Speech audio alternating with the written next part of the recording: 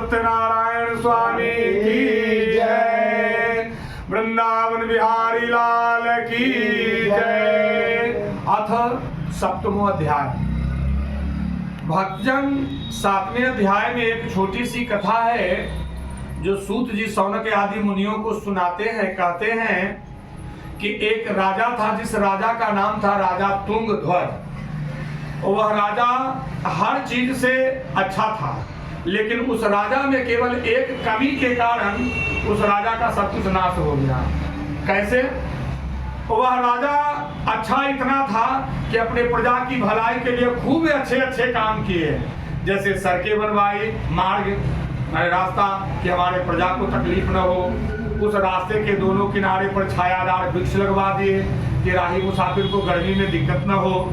गांव गांव में जाकर नदी कुआं, पोखरे, बावलियां, तालाब आदि खुदवा दिए कि किसी पब्लिक को, हमारे आम पब्लिक को पानी पीने की असुविधा न हो, दिक्कत न हो। सब कुछ बढ़िया था, लेकिन उस राजा में एक कमी थी, और वह कमी यह थी कि उस राजा के पास अहंकार था, अर्थात घमंड। उसे राजा होने का अहंकार था, अर्थात उसे अपने आप को कि मैं राजा हूं, इसी बात का उसे घमंड था। एक दिन की बात है कि वही राजा जंगल में जाता है, बहुत सारे पशुओं का शिकार करता है। उसी जंगल के मध्य भाग में बट वृक्ष के नीचे कुछ ग्वाल बाल लोग ऐसे ही भगवान की पूजा कर रहे थे, लेकिन राजा अहंकारवश, मन में अहंकार है कि मैं राजा हूँ, ये सब छोटा लोग कर रहा है, मैं क्यों इन लोगों के साथ में जाऊं। तो अहंकारवश न तो राजा ने भगवान को प्रणाम किया और न कथा को सुना।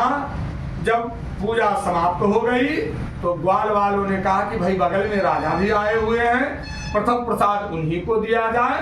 तो राजा को जब प्रसाद देने गए तो राजा अहंकारवश बोला कि तुम्हें पता नहीं मैं राजा हूं, मैं ये सब कंदमूल फल नहीं खाता।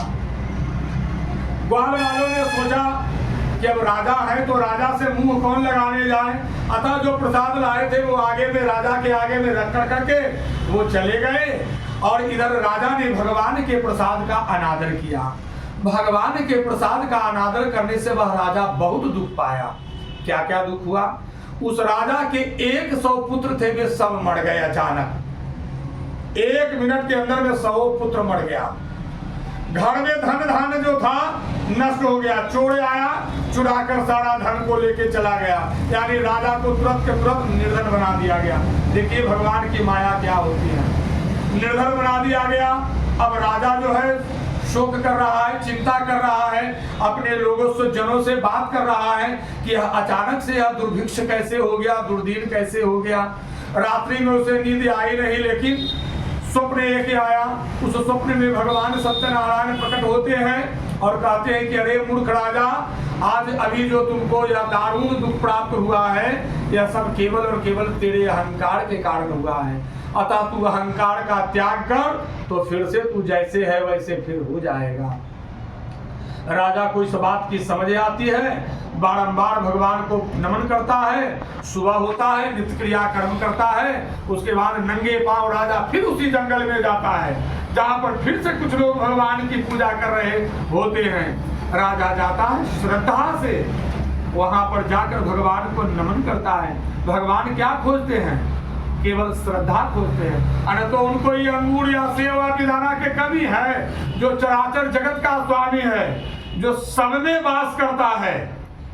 हमारा जो यह संसार है, यह पृथ्वी जो है, उनके एक रोमकूप में, या रोमा को उखाड़ने पर जो गड्ढा होगा, उस एक रोमकूप में यह पूरा प्रकृति ब्रह्मांड उनमें समाया हुआ है। जितने बड़े मेरे भगवान हैं, मेरे परमात्मा है, तो उनको किसी चीज की कमी है? वो तो केवल श्रद्धा देखते हैं कि मेरे भक्त का भाव क्या है, श्रद्धा क्या है। तो कहिएगा कि बाबा तो जब भगवान श्रद्धे देखते हैं तब ईश्वर क्या है?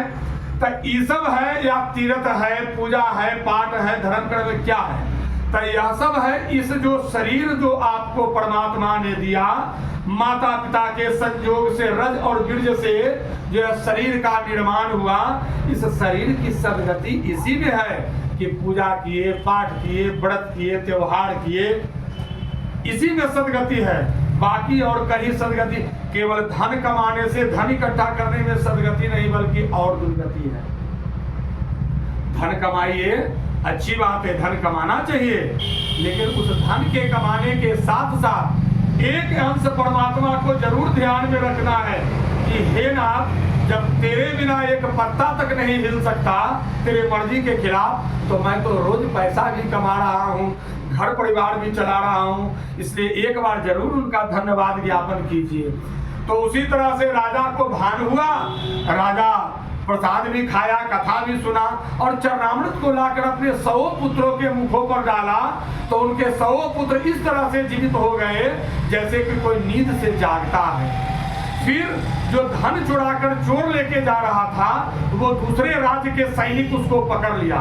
तब वो अपने राजा के यहाँ ले गया कि मैं चोर लाया हूँ पकड़कर। वहां के राजा जब उसको दंड दिया तो वो बताया कि मैं राजा तुंगध्वज के यहाँ से ला रहा हूँ। तब ये राजा कहा कि जितना ही चोर लाया है इसका दुगना कर करके धन उस राजा के यहाँ पहुँचाओ, और नहीं तो हमारी हिनस्ताई होगी समाज में कि इसका मतलब कि वो राजा कमजोर राजा है।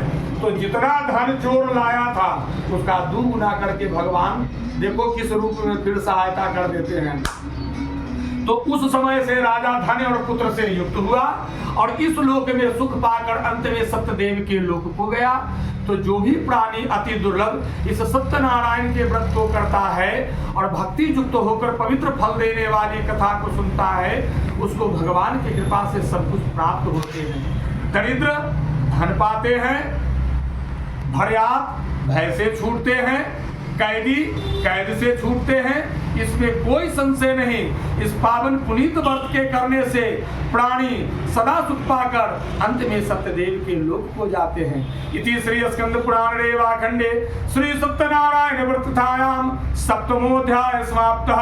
हरि ओम तस्सत्, हरि ओम तस्सत्, हरि ओम तस्सत्। बोलिए प्रेम से भगवान श्री सत्यनारायण स्वामी जय।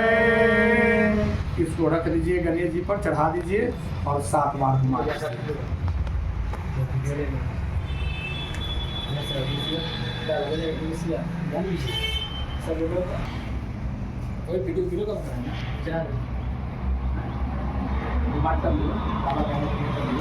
सात बार घुमा दीजिए और आप लोग में